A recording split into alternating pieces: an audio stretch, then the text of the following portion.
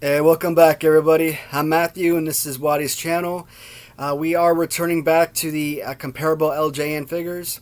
For those who are just joining me for the very first time, this series centers around the vintage 1980s WWF LJN wrestlers, ring announcers, and managers. So, with each video, with each series, we're going to take a look at a different character, wrestler, or manager, etc. Now, in certain instances, I like to try and keep like figures together. For example, you'll see Hulk Hogan in Series 1 with a certain type of pose, and then you'll see him again with a different pose in Series 5, which of course was a re release on Series 6 as well. But because they're different, essentially, I like to keep them separate. This video, I'm going to do things a little bit differently. So I'm going to start off with talk about manager slash ring announcer and sometimes commentator, Mean Gene Okerlund. And I'm also going to dive into the Ravishing Rick Rude figure. Now, the Rick Rude figures are all completely different casts, different modes, so not quite the same as what you're accustomed to in previous videos. However, we just got a new figure in from Ram Treasures a few days ago, and so I figured this would be a good time to include that figure along with a couple of the other Rick Rude figures I've acquired over time. So I always like to start off with the original figure, which is of course Mean Gene with microphone built in. He's one of, I believe, 3 accessories from LJN that has these little built-in accessories. Jimmy Hart's microphone, Mean Gene's microphone, and I call it megaphone for Jimmy Hart. And then we have Vince McMahon and Mean Gene with the microphone in hand. So kind of built-in accessories. They weren't a part of my original video several weeks ago. Actually, I think I made that video back in June, so a couple months ago, where I was doing a nosedive of my favorite LJN accessories. Because they're built in, I just didn't see a point in it. Mean Gene is actually a really incredible figure, and actually one of the most iconic and most recognized characters in the World Wrestling Federation. Even today, I generally don't refer to it as WWE. I hate that. To me, it'll always be WWF. The figure itself, not generally something you would use, particularly as a kid, as a wrestler. And so, in this particular instance, I've talked about it a million times. I love wrestlers or action figures with, a specific type of fighting pose that actually makes them combative, that actually allows them to be useful for play-wise. Because this isn't something that you would necessarily wrestle with, I'm okay with this particular pose. Simple enough. You just get a figure and you just kind of, I don't know if kids are actually doing that, actually giving little interviews with Mean Gene or whatnot. But this is a great figure, and when I did my my all-time favorite LJN figure competition, I did bump Mean Gene to round 2. Do I necessarily think that he was a better figure than the one that he defeated in the first round, which I don't really remember who it was? Not really. When I made those videos and when I talk about, what I covet about these particular figures, I say it all the time. The person who it's molded after, the character, it's not supposed to come into... is not supposed to play any role whatsoever. But in that particular instance, I just had to move this figure forward because of the person, and it is a great figure. I mean, not anything that's going to win any type of competition, but a unique figure and just a unique and amazing character. Recently, I've been purchasing a lot of old WrestleMania / Royal Rumble cassette tapes. So I've been pretty much stockpiling those over the last few weeks. So I've got quite a few, and I've got a bunch to go, but I think I'm going to probably take it up to about mid-90s. Anything really past 2000, I'm not really interested in. Pretty much stopped watching wrestling around 98, 99, so a lot of the newer characters from, 2000 onward, I'm not going to be familiar with anyway, so it's going to be very I'm trying to know who these folks are. So one of the first duplicates of Mean Gene that I acquired, and the 2 custom figures that we're going to be discussing did come from Buddy Daly on eBay, Stanger GQ. The first one is probably my favorite among the 3, which is simply the exact same figure with Mean Gene in white tux as opposed to a black tux. And as you will see from the figure, pretty much completely similar, with the only change being the repaint of the jacket. Don't get me wrong, still love this one, still love the originals. I prefer originals over customs as much as I can, even though it seems like whenever I talk about my favorite figures, customs always run away with it. But either way, absolutely love the figure. You know, there's a couple blemishes on the figure, but you know, display wise, I'm not fighting over that. I'm not gonna sit there and whine about every little minor detail. You know, obviously, like any collector, yes, I want everything to be pristine, but sometimes, you know, you just gotta be happy with what you got, and this is amazing. And like I said, Stinger GQ on eBay, one of my all-time favorite sellers. There's probably 5 guys on there that I buy from on a consistent basis, where, you know, I feel comfortable, you know, shelling out hundreds of dollars at once, you know. And there's times where I think this guy came in a bundle of like 20 figures, so I won probably 10, 15 auctions. It came out to be like $800 or something with shipping and taxes and all that. But this right here, one of my favorite purchases from that lot of figures that I acquired. Now this one, they go back to Mean Gene in black suit, but right off the bat you will notice the immediate difference, and that to me is light years better. So they do put the Mean Gene with microphone in face as opposed to having his hand out as so. So it's him talking into the microphone and not necessarily others talking into the microphone. And they kind of changed up the red bow tie with the gold, and the same thing with the little waistband. So this one, I don't know, because you would think with the redesign of this figure and some of like the different color scheme that this would be my number one favorite. All 3 of them are great figures. I mean, there really isn't a wrong answer. You know, ask, you know, different people. They'll probably put them in different orders, 1, 2, and 3. It doesn't matter. They're all great. Not really a wrong figure in this particular instance.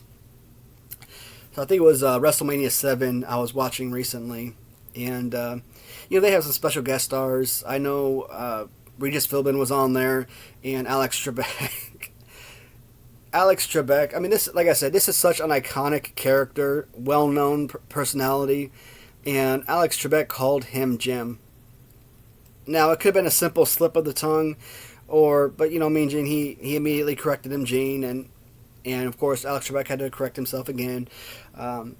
I don't know if that was a simple slip of the tongue or if he simply didn't know who this man was, but I just thought that was really embarrassing for Alex Trebek.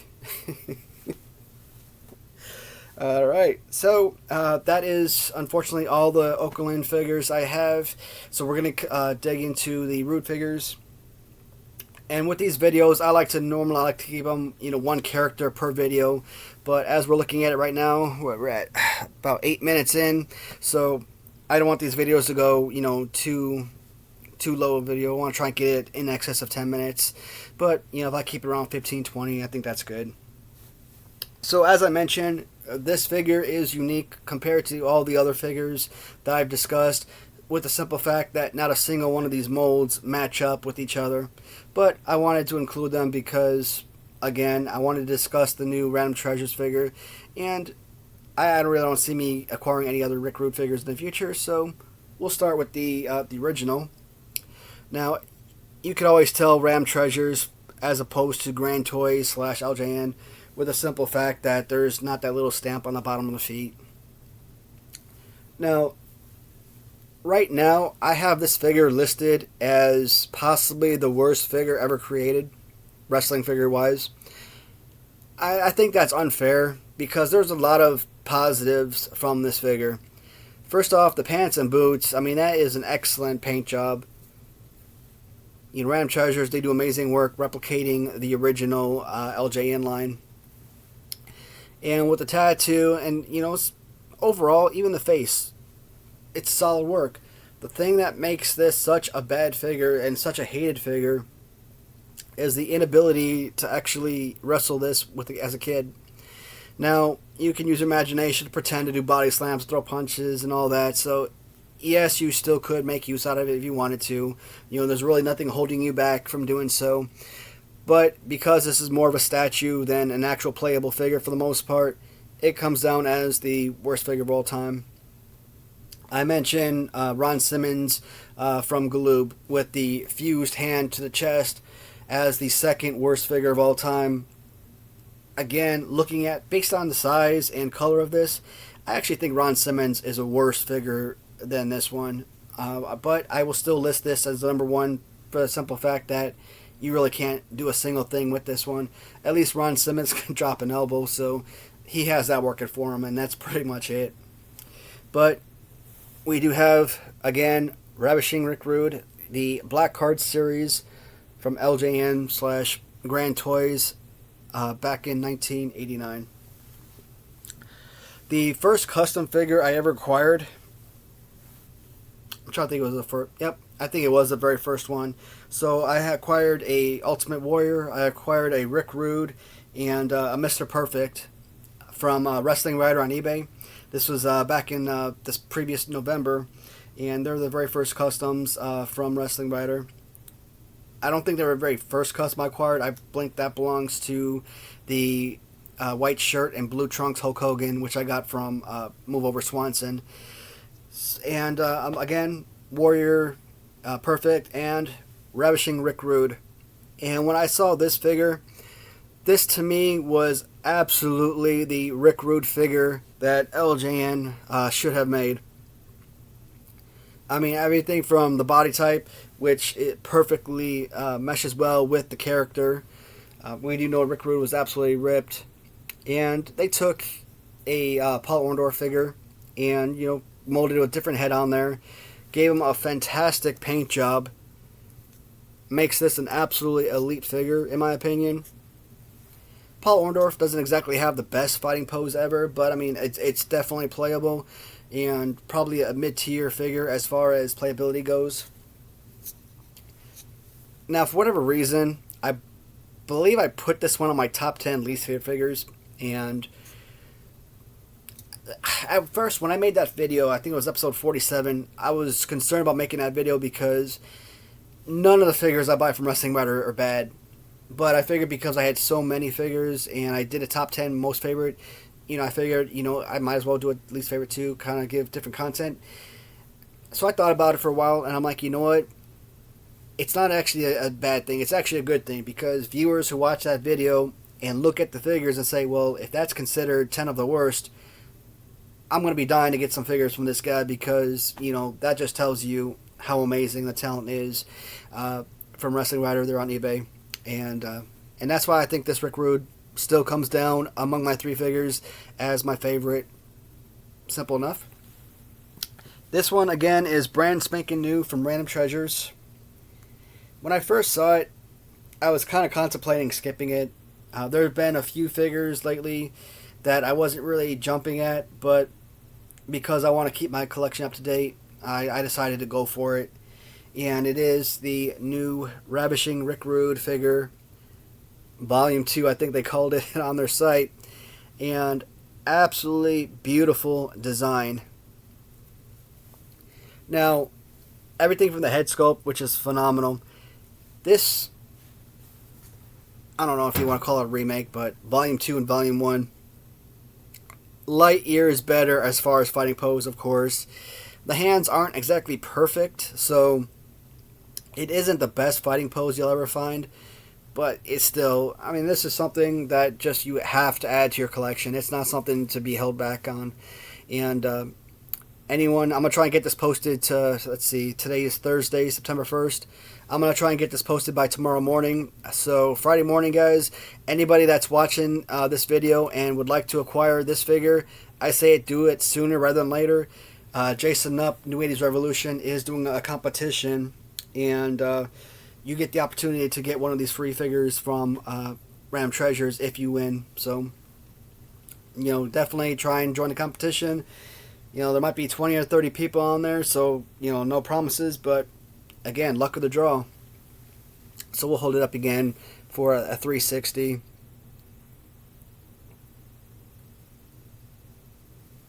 I just always love the design of the pants. I think Rick Rude has some of the best designs you'll ever find. Random Treasures does great work. I mentioned several times Robert Jackson has one of the best designs you'll ever find. I get a lot of Rick Rude, we call them custom Hasbro figures from him. So the way that he designs the pants. Plus, I kind of learned recently. A lot of time you'll see Rick Rude, he'll have like the face of like Ultimate Warrior or someone like that, someone that he's gonna wrestle with, you know, championship match, what have you, and he'll have their face on the back. And I learned from Robert that while he had his matches up or upcoming match with Jake Roberts, that he put Jake Roberts' wife's face on his pants. And I'm like, oh man, that sucks. So if this is real life wife, I mentioned that I kind of feel like I'm surprised that. Yeah, it's a scripted show and everything, but I'd be surprised that even as a character on a show like that you would allow that to happen, because that's so disrespectful. But I mean, I guess it makes for great content as far as viewers trying to watch and watch those feuds over the weeks as it leads up to little championship matches. So once again, we'll take a look at the figures before I sign off for the episode. Start off with the Mean Gene Okerlund figures, and then we finish it off with Ravishing Rick Rude. Again, when I make these series, I like to try and keep it to one character at it per video, but if I don't have an extensive amount of figures, I'll try to at least do 2 figures per. So I wanted to do managers with managers, because Mean Gene is considered a manager as far as LJN carding is considered. I wanted to throw in Mr. Fuji for this video, but I only have the original and one custom Fuji figure, so I don't know if I'm going to make a Mr. Fuji figure anytime soon. Demolition Axe, I've got a few different versions, but I might do Demolition next. I'm just kind of looking at the figures that are right in front of me, and I'll probably look at the figures behind me as well and see what I can take a peek at. Oh, it'll come. I mean, normally when I post these videos, I do back-to-back comparable videos, and then I'll do something else like a Q&A video or something like that, or one of those thank you or recognition type videos, which I'm a huge fan of. I mean, those to me are always going to be my favorite type of videos. Well, I just want to say thank you everyone once again for watching. I truly appreciate it. Sorry, I hate myself for keep doing this. I mentioned every time I try to sign off, I keep talking afterwards, and it annoys me that I do that. But there was one thing I wanted to talk about. So last week, I found the motherlode, the holy grail of action figures, and it was actually one I seriously thought I was going to win. I lost. I was deeply disappointed.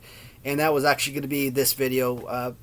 It was going to be the original San Francisco Dark Skin Series 1 of Jimmy Hart. And whenever I figured if I ever saw that figure, due to the rarity of it, maybe it would sell for like $200-300 on a crazy end. I didn't really think it would be like way out there. And when that figure got to $500, I was ticked, because I'm like, man, I'm out. I can't do it. I can't pay $500 for an action figure. I mean, look at all these LJNs that sell for $300-400-500, and I want them desperately, but I don't want to buy a carded figure for that type of money. Then I sat back, I thought about it, and I'm like, you know what? Literally once in a lifetime opportunity here. What are the chances I ever come across this figure again? So I went ahead and I kept bidding on it. I went up to 600. I think it was up to like 635 for like a day or so. And right at the end, I'm like, you know what? Instead of continuously bidding it up, I'm just going to throw one big price at the end. I haven't paid $600 for a loose 1-2-3 kid. I haven't paid $800 or $1,000 for a carded 1-2-3 kid, which is probably, in my opinion, the most coveted action figure out there. But I put out a bid of $1,115 for that figure. And once it got to about 635 and it didn't have any movement for a day, I thought maybe it'd go to $800. And I thought somebody would go crazy, run it up to 900, maybe throw in a bid for $1,000 with the same thought process as I did, that it wouldn't go past that.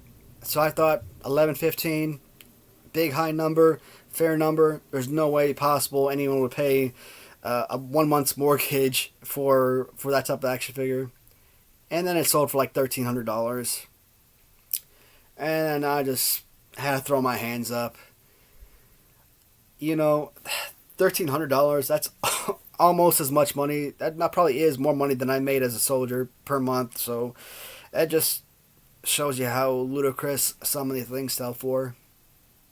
But guys, I was desperate. I really wanted that, and I was really willing to break the bank on that thing, and losing out, knowing I was so close.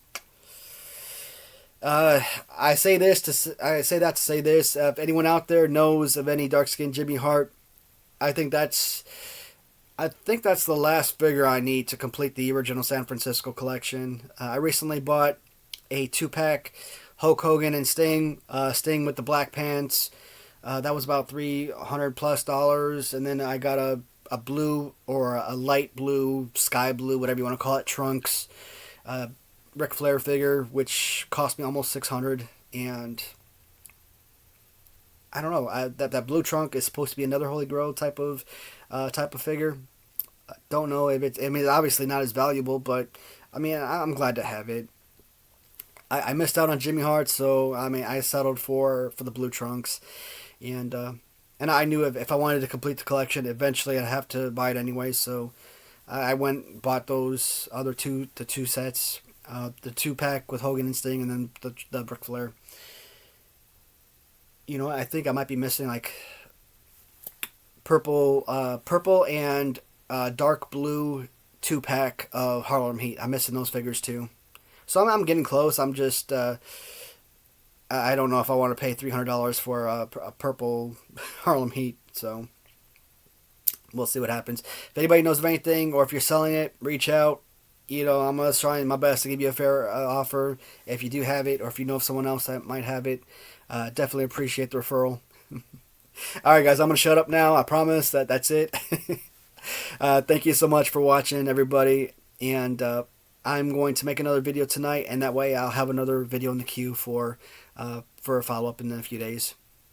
Thank you everyone, and I will talk to y'all soon. Goodbye for now.